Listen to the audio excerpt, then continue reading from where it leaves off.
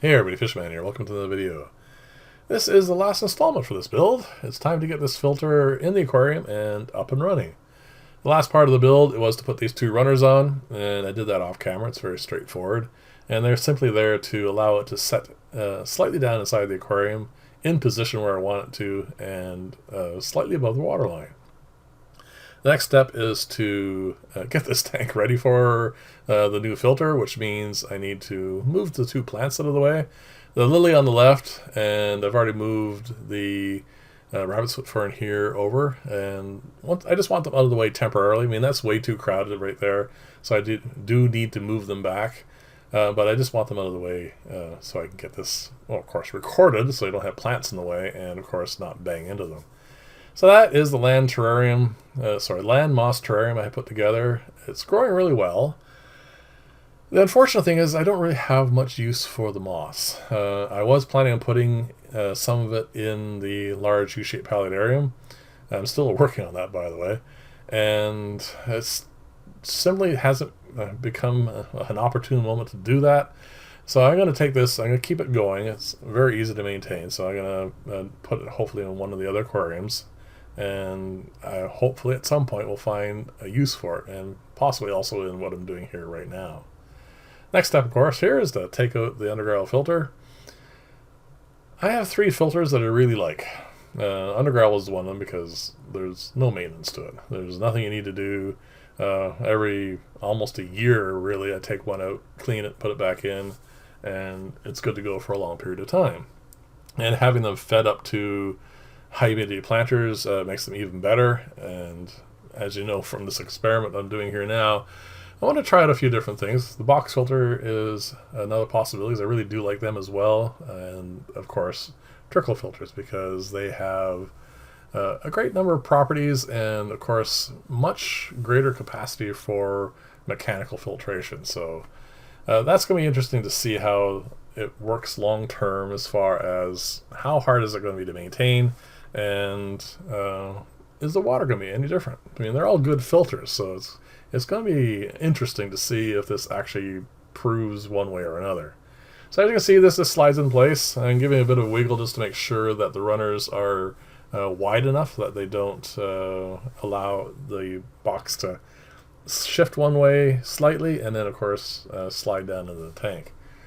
So this is the pump, and as you saw earlier, I like these pumps, and it's just a simple matter of putting a piece of PVC pipe on the lathe for a few seconds and reaming out a little bit, and then pressure fit it onto those screw-on fittings you saw there. I've been dealing with these pumps for a little while now, and I really do like them. And I do have a number of these, but I wanted this particular one to go down deeper into the aquarium so that it is drawing water from near the bottom. And the other ones I have already are a little bit too short for that. So as you see here, this is a friction fit, and that means I probably will lose a little bit of drip from the pressure of these, but it's not a big deal. It's going to pump way more water than is being delivered by either of the air systems I have, which of course are the box filter and the undergravel filter. So this is a simple matter now of getting some of these lines out of the way.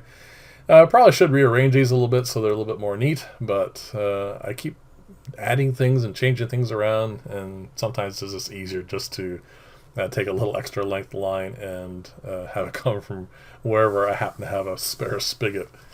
So now this is in place. It's a matter of choosing the media. Because these are Colombian tetras, I am going to just stick with lava rock. It's mostly inert, so it's not a big deal at all. It's not going to change the water chemistry. If there were other things in there, like platies or guppies or something, I could put coral or something along those lines in here instead.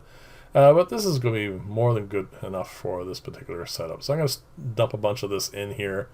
And then the other thing I'm going to use is gravel. I like using gravel. It is a great media, even though it's not very porous. I find that it has properties that just make up for that lack of porosity. Anyway, we're going to run this as is because it also is a lot like the box filter. So that's another reason for doing it this way. Now the other thing I'm going to use is I'm going to use a different polyester pad. I go to fabric shops from time to time, and I'm always trying to find new versions of this. Not for any particular reason, because the loose bags you can buy. I've used them a couple of times, and I find they're perfectly fine. They're very cheap that way, and I've rinsed them out many times, and you just fluff them back up, put them back in, and they still work, and I've never had any issues with them. These pads, as you can saw by the price there, they're considerably more expensive, but sometimes these fabric shops will have sales, as was this case was a 40% off, and that puts it much more close in price to the loose batten, and I have bought a number of different varieties of it. Again, I don't really see any particular value of one over the other, except in this particular case, it just looks nicer. That's it. It looks like a pad, looks like it belongs there, and it's just not like a bunch of loose batten in there.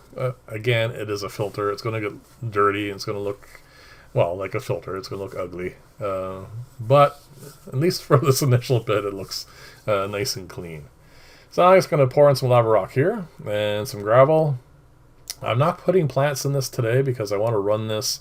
I want to make sure that everything flows properly, make sure everything's in the place I want it to be, and of course see if this is going to have any humidity in it, which is the big concern at the moment. It's going to run, it's going to be fine, but if there's not enough humidity in this chamber in the front, the Java fern may not grow well. So I want to check that out before I put any plants in this. I may have to actually add some area into here as well. So there you go. It's all set up. The only thing I need to do now is to plug it in and see how it flows. And of course, like I said, I'm going to let it flow for a while because I want to check out a number of things. And the first thing you're going to notice is, first thing you're going to notice is a lot of flow. The other thing is that cascade of water from level to level. That is wonderful for gas exchange, and it is one of the great benefits of this style of filter over the other two. And as you can see, there is a lot more flow of water through this relative to the others, and that's fine. It's, again, a comparison. And the downside of this style of filter is I have, I think, 34, 35, I can't remember. I should count this. I should count the number of aquariums I have. I can't have 34, 35, or 36 pumps running in my fish room. That would be just one massive octopus of power cables and stuff. So having 2 air pumps and running all those tanks is much more efficient that way. So here you go. It's running. Looks good. And now it just needs to run a few days. And you will see this on Sunday because I am planning on doing the full tour of the fish room. But I think it's going to be 2 weeks before I do an actual update for this. So I'll let it run now. As you can see a little bit of dirt in the filter. It's been running for 10-15 minutes maybe. And I'm going to put the cap on now, and I'm going to give you one more clip at the end because I let it run for a couple of hours because I wanted to show you a couple things. There is some splashing. I'm going to probably put a cap on that in the near future, like relatively soon, just at the top, just to keep the water from splashing all over the place and keep it where it needs to be. And also, of course, fill up the aquarium. So there you go. A couple hours later, the water is a lot clearer. I haven't cleaned anything. I haven't done a water change, and I'm not going to. I want to see how this performs. I want to see if it polishes the water, all those sorts of things. So leave comments. Let me know what you think of this. It's an interesting style of filtration. You can see it's already pulled a lot of dirt. Whether or not that's going to be a pain because I have to keep cleaning it is going to be yet to be seen. We'll have to see. And of course you can see all the splashing there. That definitely needs to have something done about it, just so I don't have water going everywhere.